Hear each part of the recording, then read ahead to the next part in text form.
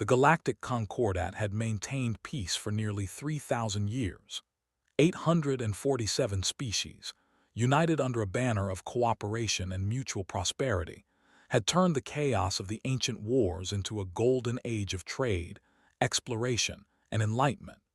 It was an achievement unparalleled in galactic history, a testament to what civilization could accomplish when beings of reason chose dialogue over violence. Humanity had joined this grand experiment 60 years prior, emerging from their small blue world with a mixture of wonder and wariness. The other species had accepted them, though not without reservation. Humans were useful, they bred quickly, adapted to harsh environments, and possessed an industrial capacity that made them valuable trading partners. Their military, while primitive by Concordat standards, was surprisingly effective. But they were crude, emotional, and dangerously unpredictable. The Concordat tolerated them, utilized them, but few truly respected them. The Venathi, by contrast, had been beloved members of the Concordat for over 400 years.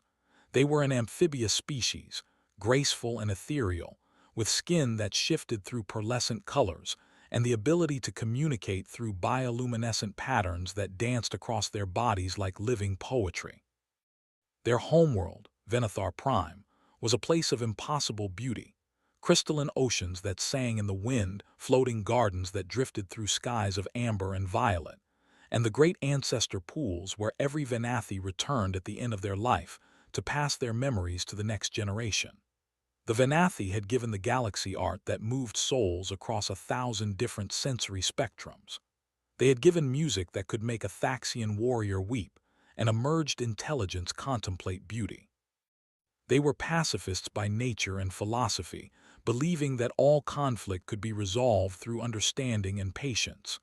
They had no weapons, no military, no concept of violence beyond the theoretical. They had trusted the galaxy to protect them. That trust had been their doom. The Krell sovereignty had ruled vast swaths of Concordat space for millennia. They were an ancient species, reptilian in form, with scales like polished obsidian and eyes that calculated profit margins while others spoke of friendship. They sat on every major council, controlled the largest banks, and commanded respect through a mixture of economic pressure and quiet threats. When the Krell spoke in the Concordat council chambers, others listened. When Krell survey teams discovered that Venathar Prime sat atop the largest deposit of crystalline Tiberium ever recorded, their leadership made a decision with cold efficiency. The Venathi would need to relocate.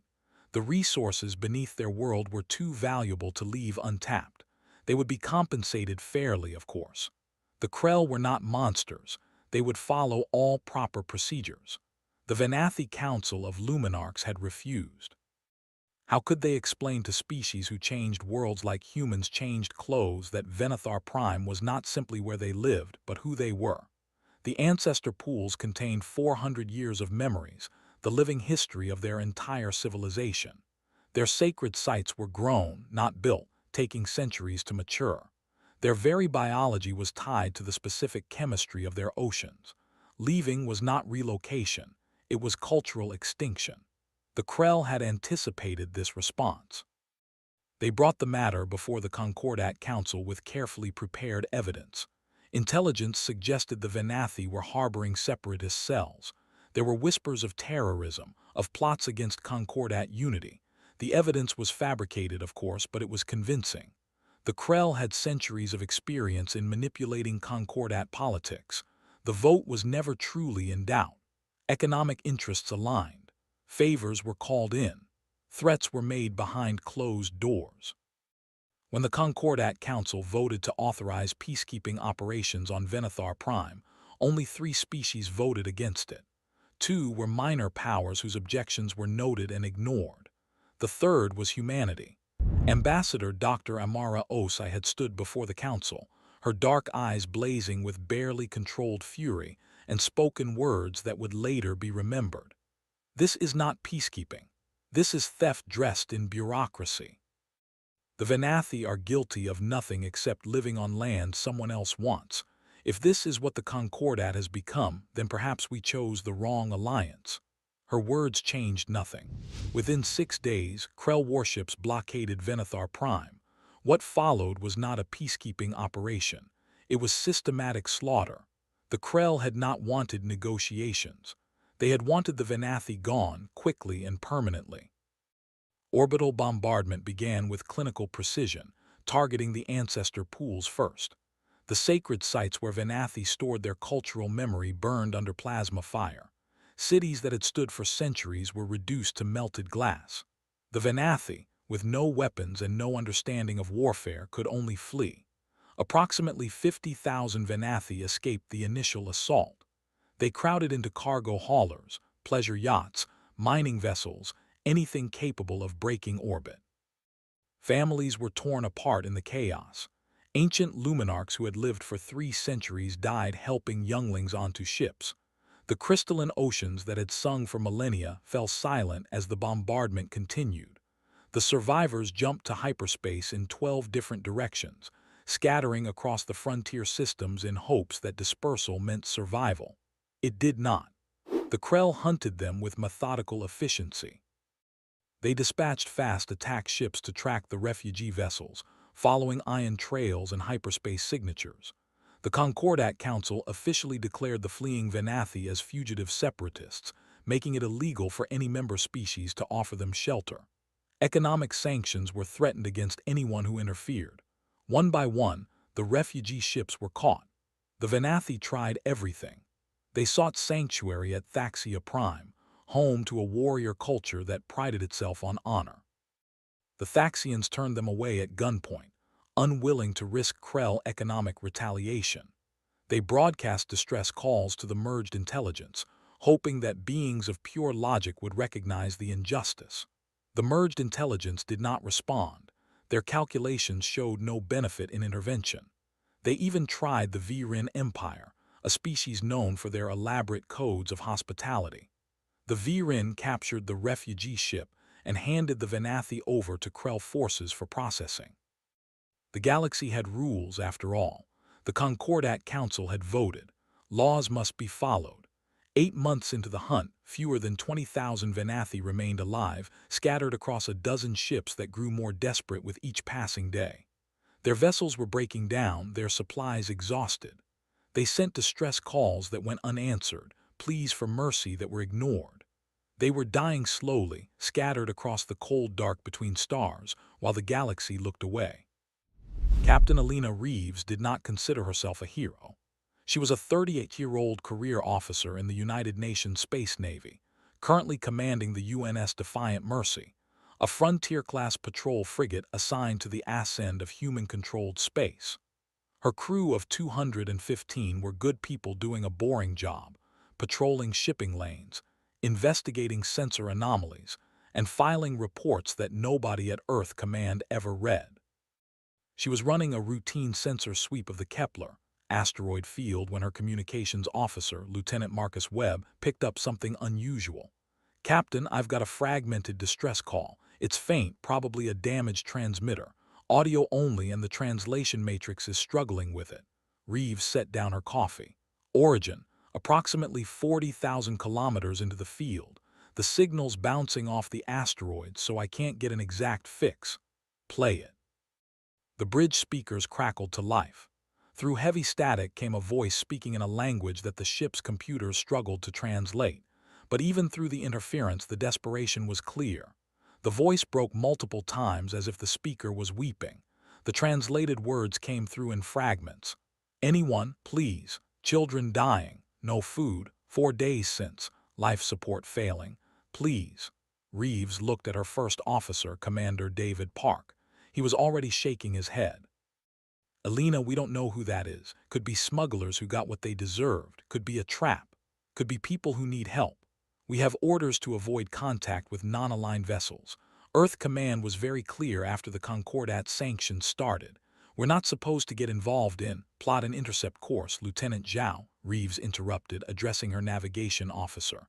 "Full burn. I want us there in 30 minutes. Park moved closer, lowering his voice. "Captain, I need to strongly advise against this. We're already on thin ice with the Concordat. If we interfere with something we shouldn't, then we'll deal with it. but I'm not leaving someone to die because of politics. 28 minutes later, the Defiant Mercy came alongside a vessel that looked like it had barely survived a war. The ship's hull was pockmarked with micrometeorite impacts and what looked like weapons fire. The engines were cold, life support was minimal, and it was drifting without power. According to the ship's database, the design was Venathi, and according to Concordat bulletins, the Venathi were fugitives not to be aided. Reeves knew the stories, of course. Everyone did.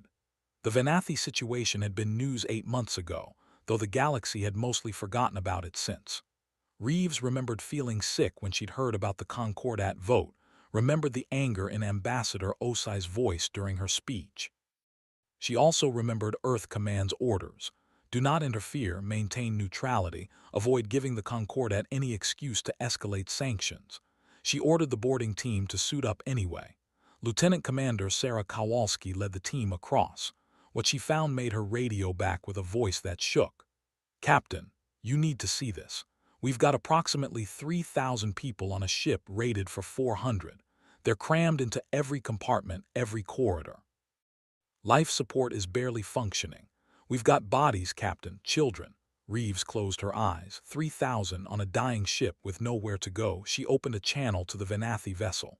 "This is Captain Alina Reeves of the United Nations ship Defiant Mercy. We're here to help. Do you have anyone in command?" The response came after a long pause. The voice was weak, translated by their computer into standard English. "I am Luminarch Thulmora. We did not expect anyone to answer. The galaxy has made its position clear." "I'm not the galaxy. Can you tell me your situation?" Over the next 20 minutes, Thulmora explained. Her ship, the Star of Morning, had escaped Venathar Prime with 3,214 refugees. They had been running for 8 months, jumping from system to system, burning through their supplies while searching for any species that would take them in. Every door had closed. They were out of food. Water recycling had failed 3 days ago. Life support would last perhaps another 72 hours. They had come to this asteroid field to hide while they decided whether to surrender to the Krell or simply shut down life support and die together. "We have children," Thulmora said, and her voice broke. 600 younglings who have known nothing but fear and hunger. If you could just take them, please. Let our children live, the rest of us. We understand that we are already dead." Commander Park was shaking his head firmly. "Captain, we can't. Concordat made it illegal to aid Venathi refugees. If we take them aboard, we'll be in violation of half a dozen treaties. Earth Command will have us court-martialed." "Then they can court-martial me," Reeves said. "Zhao, bring us alongside. Webb, contact engineering and medical. Tell them to prepare for 3,000 refugees. Gut the cargo bays, the hangar deck, anywhere we can fit people. Move our supplies into corridors if we have to." "Captain," Park started. "David, I'm taking them aboard." "All of them. If you want to lodge a formal objection, it'll be noted in the log. But I'm not choosing which children get to live and which ones die in the dark." Park stared at her for a long moment. Then he turned to the crew. "You heard the captain. Let's move." The transfer took 14 hours. The Defiant Mercy was designed to carry 215 crew members comfortably. By the time they finished, it held 3,214 Venathi plus the human crew. Every available space was packed.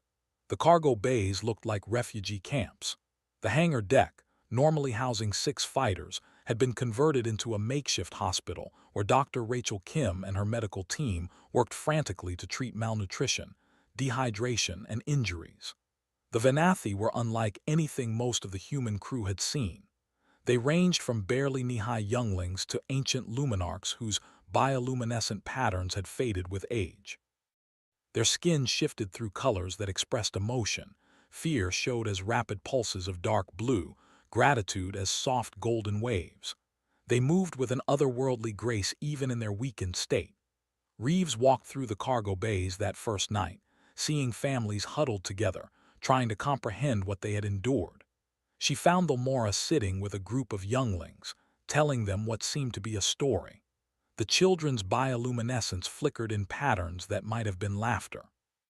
"Luminarch," Reeves said quietly, "may I speak with you?" The elderly Venathi rose with surprising fluidity. Up close, Reeves could see the weight of centuries in her eyes. "Captain Reeves, we owe you our lives. The Covenant of Waters teaches that such debts can never be repaid, only honored through living well. I need to ask you something. Are there other ships, other survivors? Thulmora's colors dimmed to deep purple sorrow. Yes. When we scattered, there were 37 ships. Have had no contact with most of them for months. The Krell hunt us systematically. They track our hyperspace signatures, follow our ion trails. Some ships were caught immediately. Others, we do not know. Perhaps 15,000 more, if any, still live. Where would they run? What systems? Anywhere they thought might offer shelter. The frontier worlds, the independent stations, the border territories. Anywhere the Concordats' reach might be weaker. She looked at Reeves with ancient eyes. Why do you ask? You have already risked so much. Reeves was quiet for a moment. Because I need to tell Earth Command where you are, and I think they'll want to know about the others. She sent the encrypted message to Earth that night. It was brief, factual, and career-ending. She explained the situation, the refugees now aboard her ship, and the estimated 15,000 more scattered across 12 systems. She requested permission to bring the Venathi to Earth and recommended the deployment of rescue missions for the remaining refugees.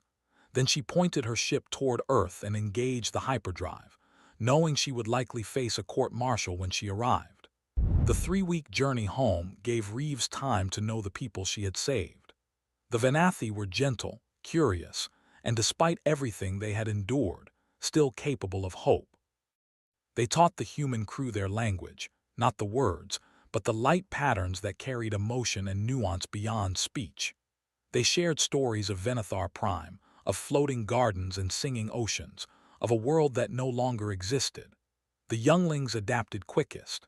Within days, they were playing games with the human crew, learning English with the rapid facility of childhood, and turning the ship's corridors into an impromptu school. Reeves often saw her crew members, hardened military personnel, sitting cross-legged on the deck, trying to copy bioluminescent patterns while Venathi children giggled at their attempts. Lieutenant Kowalski became particularly close with a young Venathi named Shao, who had lost her entire family during the escape from Venathar Prime. The girl was perhaps 7 in human years, with bright emerald colors that pulsed with an intensity that made her stand out. She followed Kowalski everywhere, asking endless questions about Earth, humans, and whether the sky was really blue. "Is it true your world has only one ocean?" Shao asked one day, her patterns showing fascination tinged with disbelief. "Well, it's divided into 5 parts, but they're all connected," Kowalski explained. "And it covers about 70% of our planet." "Only 70%? How do you breathe properly? How do you hear the water's song?" Kowalski smiled. "We manage.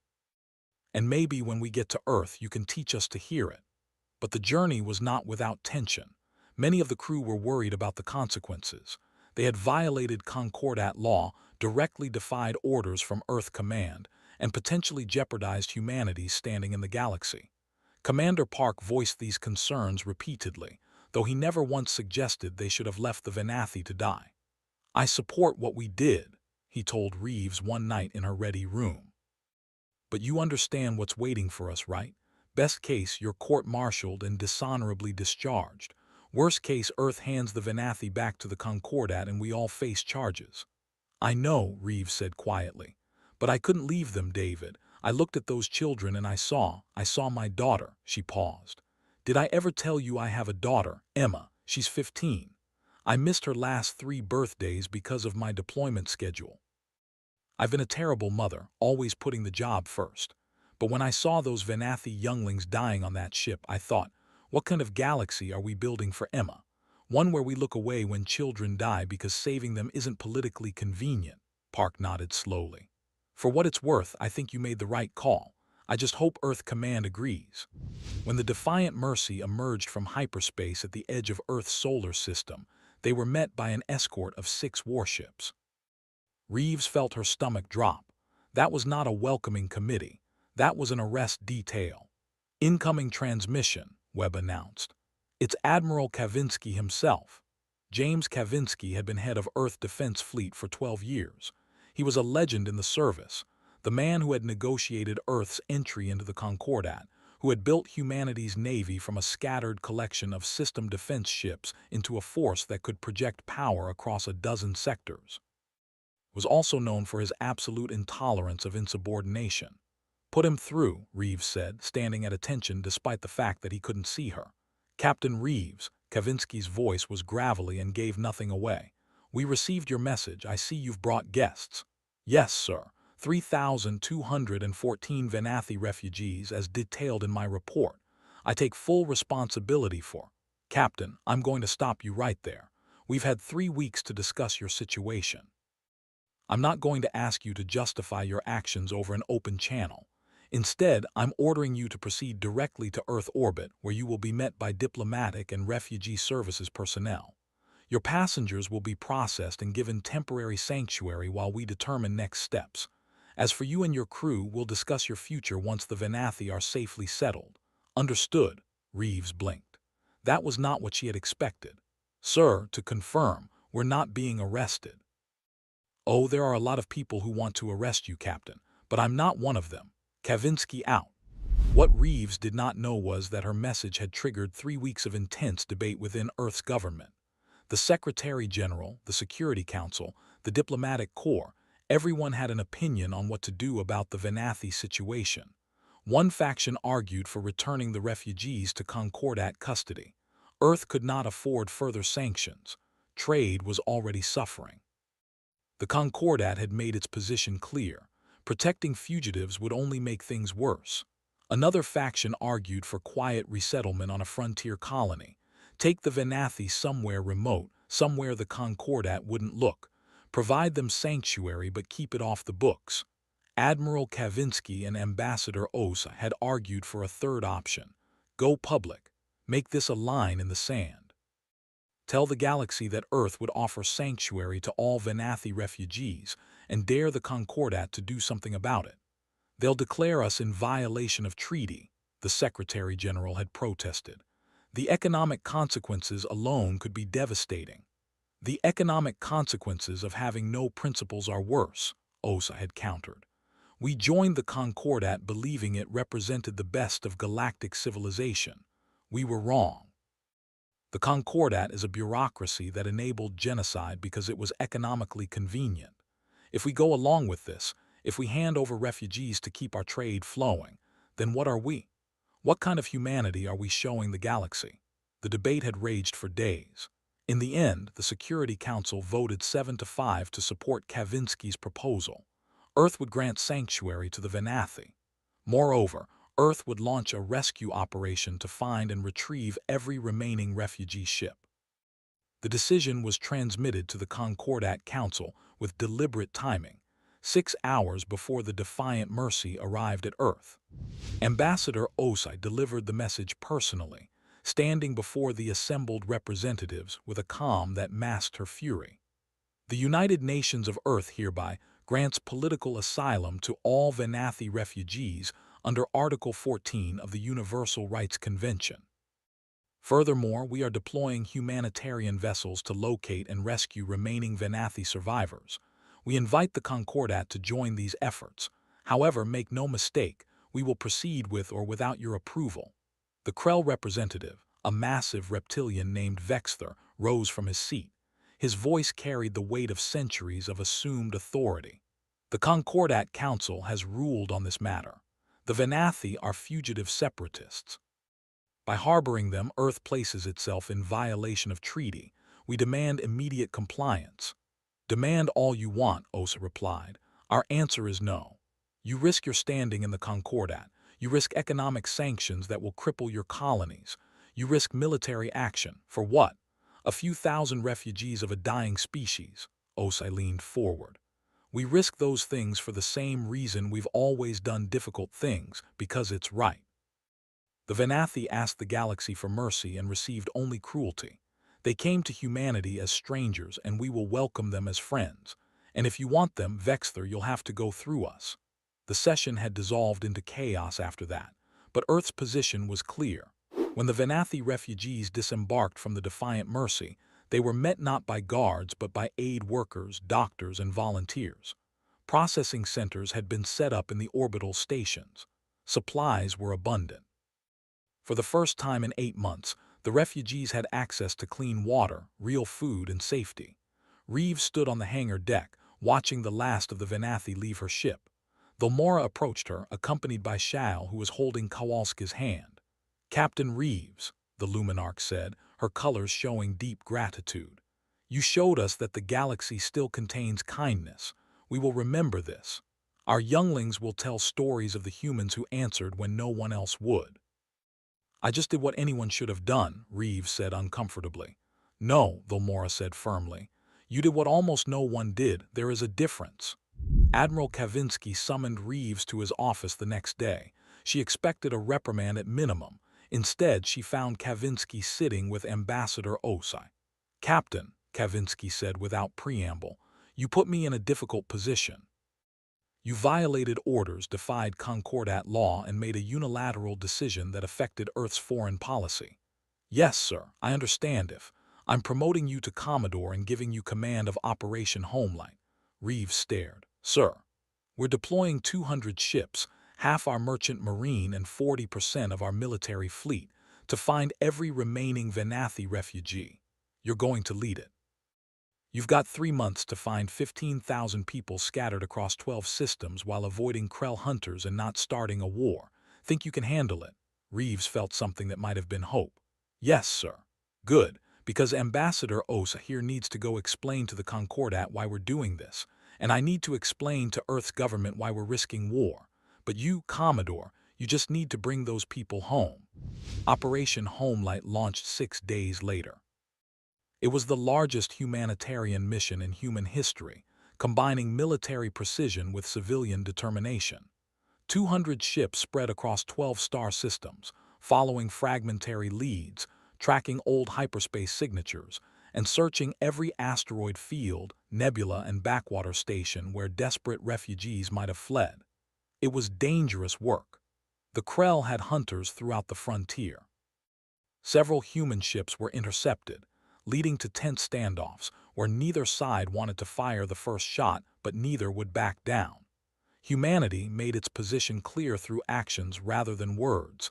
They would defend the refugees with lethal force if necessary.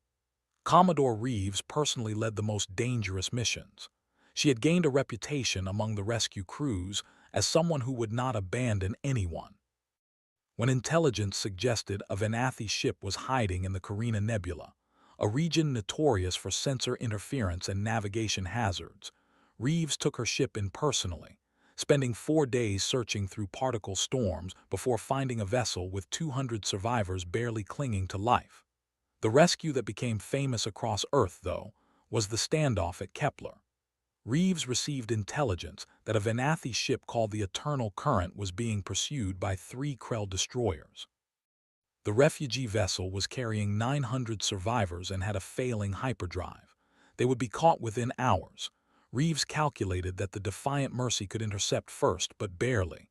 She would reach the refugee ship perhaps 30 minutes before the Krell. It would not be enough time to evacuate 900 people. "So we don't evacuate them," Reeves told her crew. "We put ourselves between the refugees and the Krell, and we see if they're willing to start a war today." They arrived with 22 minutes to spare. Reeves positioned her ship directly between the Eternal Current and the approaching Krell vessels. She opened a channel. "This is Commodore Elena Reeves of the United Nations ship Defiant Mercy. The vessel behind me is under Earth's protection. If you want them, you'll have to go through us." The Krell commander responded with cold fury. "You are in violation of Concordat law. Move aside or be fired upon." "No. We are authorized to use lethal force against fugitives and those who harbor them." "Then use it. But understand that if you fire on the ship, you fire on Earth, and Earth will respond." For 6 hours, the two forces stared each other down. Reeves kept her weapons powered but not locked. The Krell destroyers circled, looking for an opening, but Reeves matched every maneuver, maintaining her position between them and the refugee ship. Behind her, engineers worked frantically to repair the Eternal Current's hyperdrive. On Earth, billions watched the standoff on live feeds. The Security Council held an emergency session. Admiral Kavinsky ordered 20 ships to begin a high-speed burn toward Kepler, knowing they would arrive far too late if shooting started. The Krell commander sent increasingly aggressive messages. Reeves responded to each one with the same word: "No." Finally, after 6 hours and 14 minutes, the Krell destroyers withdrew. They had calculated the odds and found them unacceptable. Destroying one human ship was militarily simple, but doing so would mean open war with humanity, and despite their advantages, the Krell were not ready for that conflict. The Eternal Currents hyperdrive came online 30 minutes later. Reeves escorted them personally back to Earth, arriving to a hero's welcome that made her intensely uncomfortable. Over 3 months, humanity's rescue fleet found and retrieved 14,847 Venathi refugees. Combined with the initial 3,000 from the Star of Morning, nearly 18,000 survivors made it to Earth. It was not all of them. Some ships were never found, lost to the void or captured before humanity could reach them. But it was far more than anyone had thought possible. The Venathi were settled across Earth, with concentrations in coastal and island regions where their amphibious nature suited the environment. The largest settlement was established in the Pacific, on a series of islands that the Venathi renamed New Venathar. Others scattered to coastal cities worldwide: Vancouver, Sydney, Mumbai, Lagos, Rio de Janeiro. The integration was not without challenges. The Venathi were traumatized, displaced, and trying to rebuild their culture from fragments. Earth was strange to them. Different gravity, different chemistry, different everything. Many humans were welcoming, but others resented the economic cost of supporting nearly 18,000 refugees when Earth's own people faced hardships. But something remarkable began to happen. The Venathi, despite their losses, began to share their gifts with humanity. They taught bioluminescent art, creating displays of light and color that transformed human cities into living galleries. They shared their music, which humans could only partially perceive but found hauntingly beautiful. They introduced advanced biotechnology that revolutionized human medicine, techniques for tissue regeneration and genetic therapy that were centuries ahead of human science. More than that, though, they showed gratitude. The Venathi did not take Earth's protection for granted. They threw themselves into integration, learning human languages and customs, contributing to their new communities, and teaching their younglings to honor the species that had saved them when the rest of the galaxy turned away. Shao, the young Venathi who had befriended Lieutenant Kowalski, became something of a symbol for integration. She learned English fluently within months, attended human schools, and gave an interview to a news network where she spoke about her journey with the clarity and emotion that only children possess. "The Krell took our home," she said, her bioluminescence pulsing with remembered pain. "The Concordat said we had to die because we were inconvenient, but humans said no. Captain Reeves found us in the dark and brought us to light. Now Earth is our home and humans are our pod. We will never forget." The interview was watched by billions and changed many minds about the refugees. But Earth's protection of the Venathi came at a cost. The Concordat imposed severe economic sanctions. Trade with dozens of species was cut off. Earth's colonies faced supply shortages. Several species that had been friendly with humanity issued formal condemnations. There was real suffering, and many in Earth's government questioned whether saving one species had been worth harming their own. The Krell sovereignty, meanwhile, was not content to let the matter rest. They issued an official ultimatum through the Concordat Council. Earth had 30 days to surrender all Venathi refugees for processing or face corrective military action. To emphasize their seriousness, they assembled a battle fleet of 50 warships and positioned them near the border of human space. The Concordat Council was paralyzed. Some species privately supported Earth's position but feared Krell economic and military retaliation. Others genuinely believed humanity was becoming dangerously rebellious and needed to be brought to heel. The galaxy watched and waited to see if the 3,000-year peace would finally break. On Earth, the debate was anguished. Surrender the Venathi and avoid war, or stand firm and risk everything humanity had built in space. The Security Council was deadlocked. Public opinion was divided. Even the military leadership was split on whether Earth could win a war against the Krell. Admiral Kavinsky advocated for resistance. "If we surrender them now, we tell the galaxy that humans have no principles, that our word means nothing. that will sacrifice anyone to save ourselves. I say we defend our position. Others disagreed violently. We're talking about war with the most powerful military in the Concordat. We could lose everything: our colonies, our trade, our position in galactic society. For what? For refugees we've known less than a year, Ambassador Os pointed out a different calculation. The question isn't whether we can afford to protect the Venathi, it's whether we can afford not to. The galaxy is watching to see what humanity truly is. Are we a species of principle or expedience? That answer will define our future for centuries. Earth began preparing for war regardless of the political debate.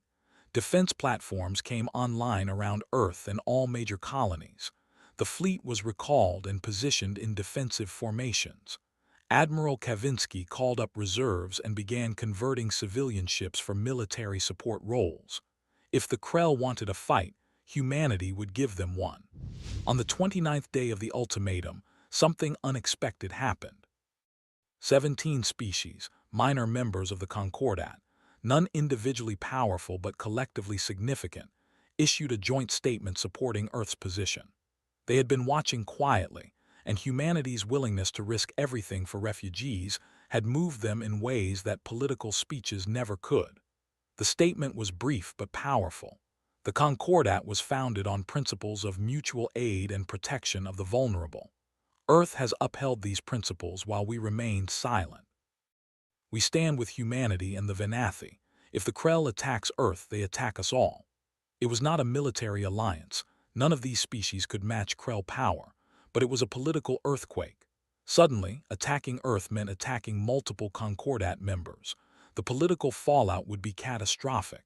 More critically, 3 major species announced they would remain neutral in any conflict. They did not endorse Earth's actions, but neither would they support Krell military intervention. The careful political coalition the Krell had built began to crumble. Then, on the morning of the 30th day, everything changed. An anonymous package was delivered to every member of the Concordat Council simultaneously. It contained recordings, communications, and financial records proving that the Krell had fabricated the evidence against the Venathi. The terrorist plots, the separatist cells, all of it had been manufactured. The Krell had orchestrated a genocide for resources and profit, and the Concordat had been complicit through willful ignorance. The source of the leak was never confirmed, though many suspected elements within the Concordat bureaucracy who had been horrified by the Venathi situation but lacked the courage to speak out. Now the truth was undeniable. The Concordat Council convened an emergency session. The Krell representatives tried to deflect, to minimize, to justify, but the evidence was overwhelming. Species that had supported the Krell began to distance themselves. The political landscape shifted within hours. Still, the Krell fleet advanced. They had committed too much to back down without something to show for it. Their honor demanded action. They entered Earth's star system with 50 warships in formation, a display of force meant to cow humanity into submission. Admiral Kavinsky met them with Earth's entire defensive fleet, 173 military vessels, ranging from massive dreadnoughts to nimble frigates. It was impressive by human standards, but the Krell had superior technology, better shields, and more firepower. In a straight fight, humanity would lose. But Kavinsky was not planning a straight fight. From the bridge of the UNS Indomitable, Earth's flagship, he opened a channel that broadcast across every frequency, ensuring that not just the Krell but the entire galaxy could hear his words. This is Admiral James Kavinsky of the United Nations Defense Fleet.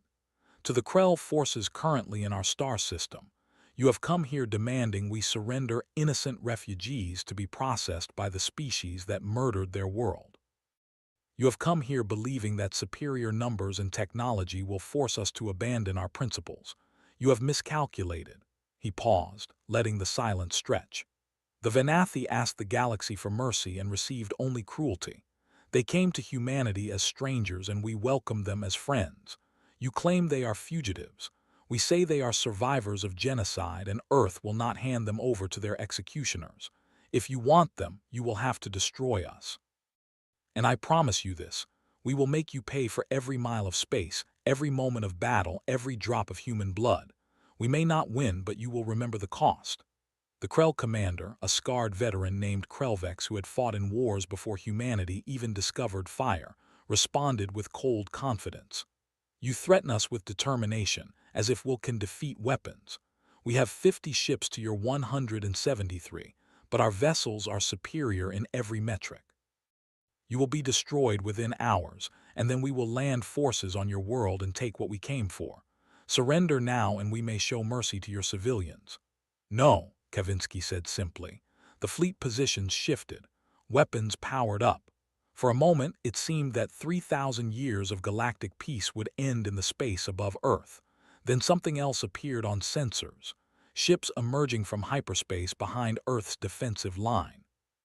Not human ships, these were dozens of vessels from 17 different species, the ones who had issued the joint statement supporting Earth. Their fleet was not large, perhaps 30 ships in total, but they positioned themselves alongside humanity's formation in a clear statement of solidarity. The transmission came from the lead vessel, a Threnody cruiser. This is Captain Velmas of the Threnody Concordance. We stand with Earth. If you attack them, you attack us all. Similar declarations came from the other species. None of them individually were powerful enough to matter, but together they represented a coalition that the Krell could not dismiss. Attacking them meant attacking multiple Concordat members simultaneously. The political consequences would be devastating, potentially fracturing the Concordat itself. Krellvex found himself in an impossible situation. He had come here expecting to face only humanity, a species he could defeat and punish with minimal consequences. Instead, he faced a coalition that would turn this from a police action into a civil war. And behind it all, the leaked evidence of Krell's crimes was spreading throughout the Concordat. Public opinion was turning against them with stunning speed. He calculated his options with the cold logic his species was known for. He could attack and probably win militarily. But the cost would be severe. Humanity would fight desperately, and even in defeat would inflict significant casualties. And when the battle ended, the Krell would face condemnation from a significant portion of the Concordat, potential economic sanctions, and the permanent loss of moral authority that had underpinned their power. Or he could withdraw, claim the situation required further diplomatic resolution, and preserve his fleet while the political situation was reassessed. After 18 hours of standoff, during which neither side moved and the tension threatened to snap into violence at any moment, Krellvex made his decision. The Krell fleet withdrew from Earth's system. The galaxy watched as the most powerful military force in the Concordat retreated without firing a shot, turned back by the determination of one species and the solidarity of others who had found courage in humanity's example. The Concordat Council convened an emergency session that lasted for 6 days. The evidence of Krell's fabrications could not be ignored or dismissed. Species that had supported the Venathi relocation began calling for investigations. The political coalition that had enabled the genocide fell apart as everyone sought to distance themselves from the Krell's actions. In the end, the Council issued a formal condemnation of the Krell sovereignty's actions regarding Venathar Prime. The Venathi were officially recognized as a persecuted people, and Earth's protection of them was deemed lawful under Concordat humanitarian principles.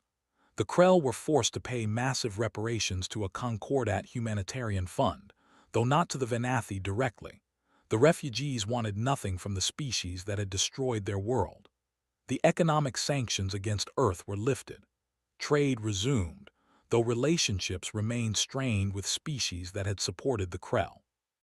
More significantly, the 17 species that had stood with Earth formed a loose coalition called the Mutual Defense Initiative, agreeing to support each other against future injustices. It was not a formal alliance, but it represented a shift in galactic politics, smaller species learning that unity gave them power they lacked individually. For the Venathi, the recognition came too late to restore what they had lost. Venathar Prime remained a gutted wasteland, strip-mined of its resources and left barren.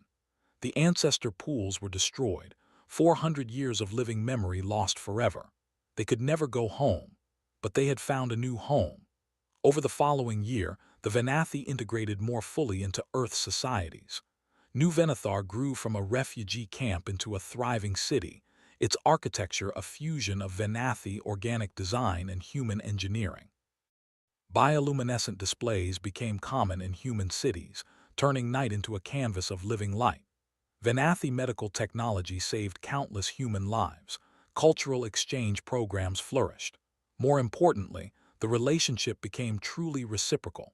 The Venathi were not just refugees being sheltered, they were partners contributing to their adopted world. Young Venathi joined human schools and universities. Venathi scientists worked alongside human researchers. Interspecies friendships formed naturally, particularly among the younger generations who had known nothing but integration. Commodore Reeves was promoted to admiral and given command of Earth's Humanitarian Response Fleet, a permanent force dedicated to protecting refugees and responding to crises. She never forgot the decision she had made in that asteroid field, the choice to put compassion before politics. It had nearly cost her everything, but it had also revealed something important about humanity, that they were capable of being better than the galaxy expected. 5 years after the rescue of the Star of Morning, Admiral Elena Reeves stood on a beach in New Venethar. The city had grown beautiful, its buildings rising like coral formations along the coast, glowing softly with bioluminescent light as evening fell. Human and Venathi children played together in the surf, their laughter carrying on the ocean breeze. Luminarch Thalmora stood beside her, now visibly aged but still vibrant. Her colors pulsed with contentment, a pattern Reeves had learned meant peace and belonging. "You gave us more than shelter," Thalmora said, her bioluminescence glowing with deep emotion. "You gave us hope that the galaxy could be better. That compassion was not a weakness but a strength." Reeves watched the children playing, seeing Shao, now 12 and tall for her age, teaching a group of human kids how to create light patterns in the water. Lieutenant Commander Kowalski's daughter was among them, the two girls as close as sisters despite being different species. "You gave us something too," Reeves replied quietly. "You reminded us why we went to the stars in the first place, not for resources or territory or power, but to find others like us, to help each other survive in the dark." Thalmora's colors shifted to gold, gratitude, and joy mixed together. The Venathi have a saying, "The pod that swims together survives the deep." For millennia, we thought our pod was only our species. We were wrong. A pod can include anyone willing to swim together. Out in the harbor, a new ship was being christened, a joint human-Venathi vessel designed for deep space exploration. It carried crew from both species, heading out to chart systems beyond the Concordat's borders.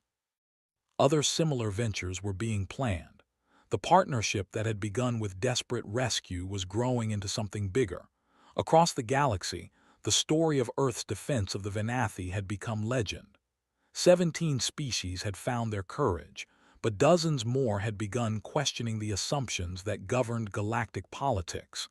The Concordat still stood, but it had been changed.